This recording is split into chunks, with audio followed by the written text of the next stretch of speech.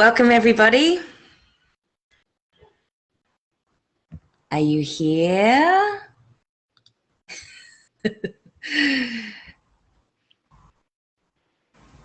I don't see you, Xzavia.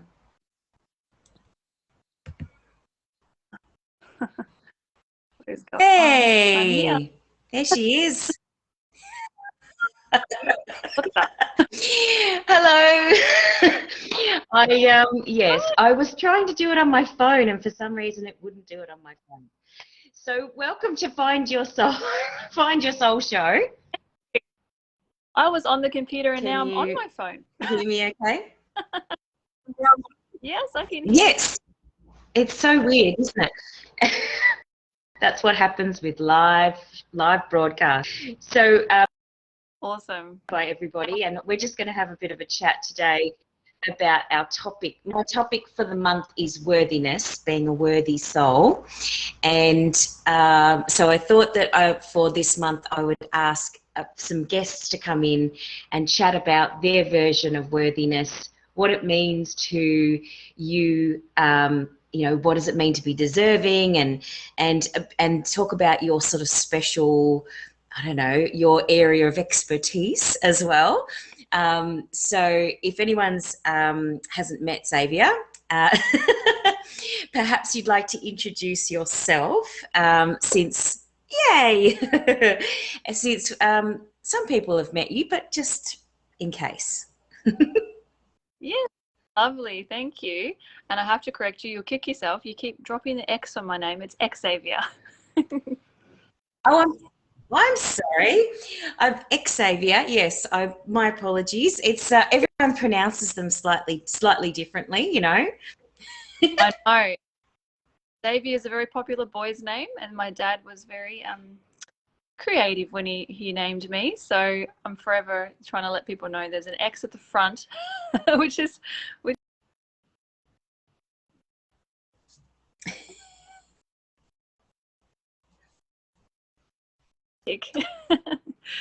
So yes, I'm OptiMystic Xzavia. I'm a spiritual mentor. Well, you can't forget if you're called X.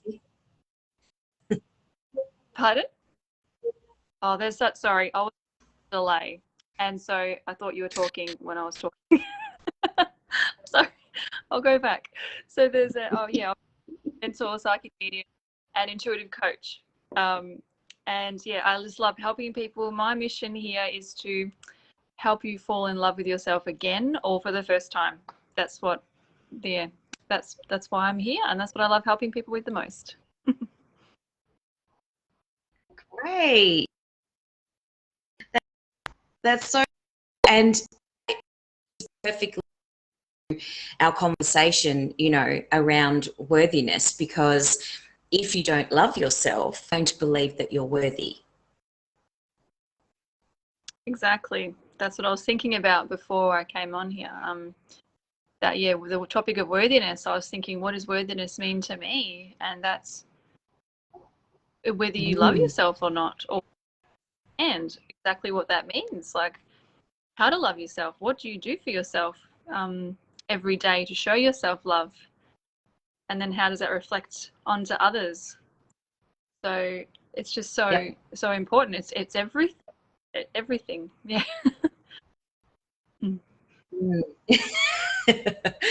Yes. And that's what I find really interesting, is all of the topics that we've been working through, that I've been working through this year, have been around finding your soul, because the topic of my book is about finding your soul. The journal is about finding my soul. So I wanted to sort of dive a bit deeper into the topics that come up when you're starting that self-discovery, that how do I find my soul journey. And so we've talked about being brave, and we've talked about loving yourself, and we've talked about who am I at that higher level, and worthiness had to be one of the topics. I really felt like that was something that we needed to talk about in terms of the belief around deserving anything, not just love, but deserving anything you have. in your Yeah. life? Or how would you, And you know, what do you think about that concept? yeah, deserving anything. Yeah. So I'm just thinking, reflecting back on my own experience, what I seem to help clients with the most as well. Yeah, deserving. Yeah. So deserving anything is feeling worthy. So, yeah. I'm just tuning in to see the best way to share the experience I've had from the collective over the years. Yeah, it still comes back Sure. to a form of self-love as well, whenever, because that's deserving, deciding you just like, we were born worthy. We were born deserving of everything, and then it's how we're taught. Sometimes feeling like we deserve something, and to feel loved, it may be conditional. And so we learn that from everywhere else in our experiences and our upbringing. And yeah, so putting yourself first can be very hard for some people. And that's like something common, I don't know about you, that comes up with a lot of my clients is, and just people I meet in general, is that they don't put themselves first. So like, this is my favorite example. I'm drinking a cup of coffee. I deserve and I am worthy to finish the damn coffee without being interrupted by my children, unless they're bleeding from the head. I'm finishing my coffee. There are so many people tell me they reheat. I bet you people watching, oh yes, my coffee or tea goes cold all the time because I've other things. You deserve and you're worthy enough to drink your cuppa without interruptions and have 5 minutes to yourself, whatever the amount of time you want, because you can't pour from an empty cup. Everyone knows that saying. You need to look first. You know, on an airplane, you put the mask on yourself first, definitely. And then you can help others. Same. You need to put yourself first, and it's not selfish. It's important. It's necessary. I'm very passionate about this subject. Yeah. And I love diving into all the different topics. Me too. So good. Yes. Drinking my coffee. I think that's so beautiful. That such a simple, that drinking of the coffee or tea or whatever it is that you drink in the morning, how simple in terms of a perfect example of what people don't let themselves do on a daily basis. That I mean, there are bigger things as well. You know, there are big things like not letting yourself get into a relationship or not letting yourself do the job that you want to do because you're not feeling deserving, or not going traveling if you want to travel, and you know, those simple daily life bits. They're the things that happen, you know, every single day that we need to be mindful of. I love that. Yeah, well, starting with the little thing in yourself is how you work your way up to the confidence and trust in yourself. Trust in yourself to be worthy of anything you put your mind to. And you feel full, you feel good about yourself, you're putting yourself first in baby steps. I think that's a great way to start if you're someone who's a massive giver and not good at receiving, because that goes with worthiness, doesn't it? That's a very popular thing. So yeah, deciding that you're worthy and deserve massive giver. Yeah, love it. So baby steps, little things like this. Start with your cup in the morning, and make some time for yourself every day to do something that brings you joy, and then you'll feel full and loved up and with yourself, and then you'll feel worthy of anything you attempt, because you're retraining and remembering that you're born worthy. We're all equal. Yes. Yeah. Yeah. Definitely. That one of my favourite authors is Glennon Doyle, who wrote the book Untamed. Have you seen that book? No, I haven't actually, but I'm and she talks about she talks about living, So she talks about being a recovering pleaseraholic, and that whole concept of pleasing others first and putting yourself second is not a healthy thing to do, because like you say, we're born worthy. We little children are very like me, you know, it's all about me, and we spend all of our time as parents telling them no, it's not all about you. How often have we heard that, you know?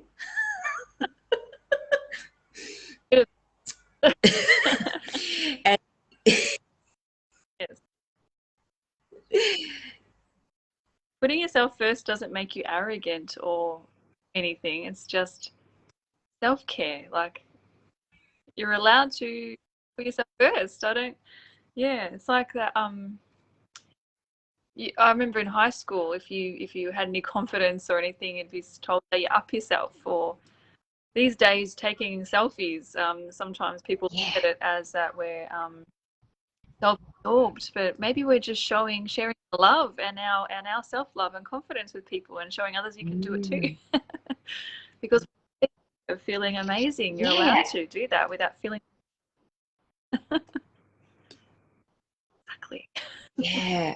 Actually, that's really interesting that you say that about the selfies, because I was talking to my sister yesterday about the, you know, the new generation of technology, and how people are more technologically connected. And, you know, our little children, my little niece was at 2 years old, was, you know, checking my phone and looking at my photographs. And, you know, there's children picking up their parents' phone and, you know, doing lives. Oh, Lord. On Facebook, you know, little children. And they're so, you know, they just have and they're just absorbing this technology and making it part of their life. Maybe that we can be more self-aware and self-confident and feel self-worthy, and that is actually what they're teaching the other generations through. Mm-hmm. Yeah, it's a matter of perception as well, because on their perception, they might look at it as if they're being brought up self-absorbed and egotistical, but it depends on how you look at it, mindset, and how you were brought up. So we can all look at it and have a different opinion on what we think about that too. So yeah, I think it's great that they're learning to be confident. Saying, I don't really love it when little kids are on technology. I tried to keep my kids off it to try to keep them grounded, but now they're all over it and already ahead of me, so delaying them didn't matter.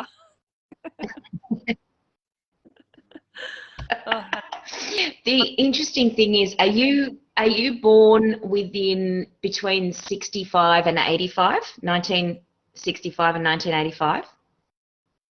81. Yeah.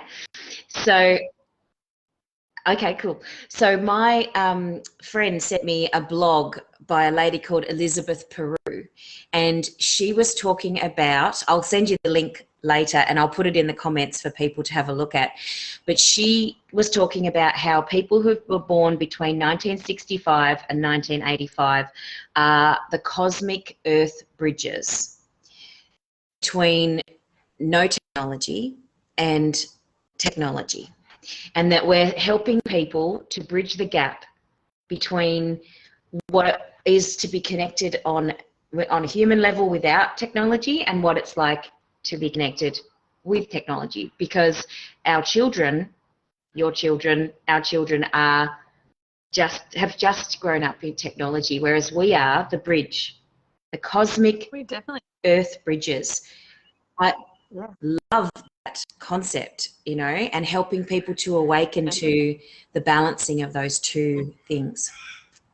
Yeah, we've lived in both sides. I remember pressing the internet button and hearing all the noises and jumping in chat rooms the first time, and I was a teenager. And we're all at different levels, so we understand both of like how it is and how simple life can be when you don't need it. I myself sounding like such a parent when I'm like, I didn't let my kids have a phone until they got a job. My eldest is 15 and she just got her first phone. And the last one, and actually my son is 5 and he's the last one to not have a phone. And he's got to wait till he has a job as well because I have to be consistent with the rules. And it's so weird. Like, so I'm trying to teach them balance. And I guess the bridge, whoops. Oh dear. They'll probably try the line on me that I'm worthy of a phone, Mum. Yeah.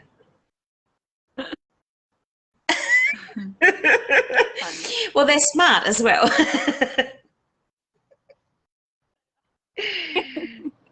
So smart. I love it. Learning the balance. So it's smart. Gone off track a little. So, it's a good no, that's a perfect example of, you know, children already believe that they're worthy, and so you don't have to convince them. There's a belief there that we unlearn that as, you know, we grow up. And so I feel like sometimes I'm unraveling and helping people to unlearn all the beliefs and things that are not serving them. Do you feel like that sometimes? Definitely. And so, yeah, if someone's watching this and they're sitting there thinking, yeah, I'm not sure when I decided that I wasn't worthy of certain things. So if you can't figure it out by yourself, seeing someone like myself, any other awesome coaches and psychics out there that will be able to help you dig into that and help you figure out exactly when that happened, so you can figure out how to unlearn it, which is beautiful. It's beautiful being able to be supported and guided and have your hand held through that process. Yeah. Sometimes you need a coach, you know. I have, at times, I've done my own learning, my own reading, you know, listened to podcasts and, you know, worked through workbooks, and it's not always possible to get to that deeper level on your own. Sometimes you need someone who's objective, who can reframe things for you and see your worthiness where you don't see it. Exactly. We're champions until you figure out to be your own biggest champion.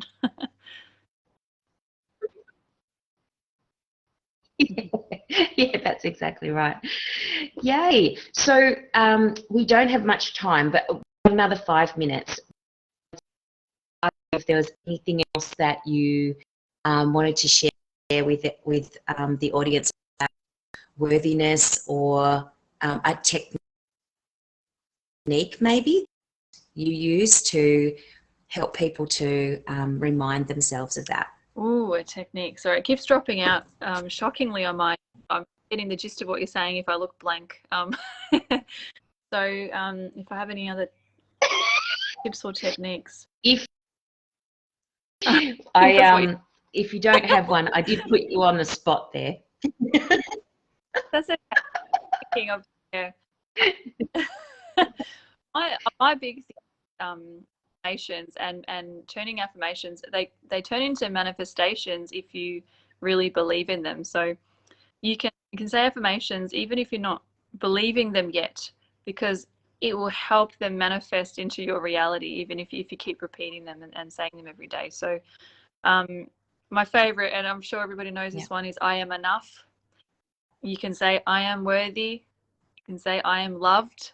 I deserve love. Beautiful things like that. So even if you don't feel like it, even the perfect time to say affirmations like this is when you're having a really shitty day and you're crying, and you just, that's how you bring yourself out of it. Release all your stuff and just say, I deserve love. And eventually that energy of love will come back to you, because you attract what you say and what you think about. So you'll draw it in and change your energy, shift you, and you'll feel amazing. So just keep saying what you want to happen, not what you.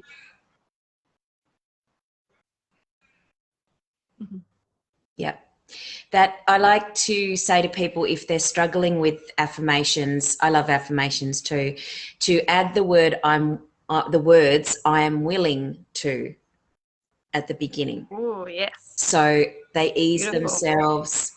ease yourself into the acceptance of that, because that can be a bit confronting for people to say I'm worthy or I'm deserving or I'm enough if you've never said that before. So I say to them, say I'm willing to believe that I'm deserving, or I'm willing to be open-minded, but it's like it's the leverage, it's a little leverage to get you in to that space of I'm willing, I'm willing to do that. And that's beautiful. So you can choose whichever one most at the stage that you're at, and whatever works for you. That's amazing. So that's awesome. So I know we've had it's a bit of a tricky with the internet popping in and out, but hopefully everybody was able to get a little something from that, and we managed to still have our conversation. Thank you so much for coming in. It's always a pleasure to chat to you, and now that I know that it's Xzavia, I will make sure that I say you correctly from now on. Good job. And if anyone wants to get in touch with Xzavia, I've put her link, her connection to her beautiful OptiMystic Xzavia page, so you can get in touch with her. And I look forward to talking to you next week, lovely souls, about being a worthy soul and worthiness with another special guest next week. So thanks again, and have a great day. Thanks, Xzavia. See you soon. Bye. Bye.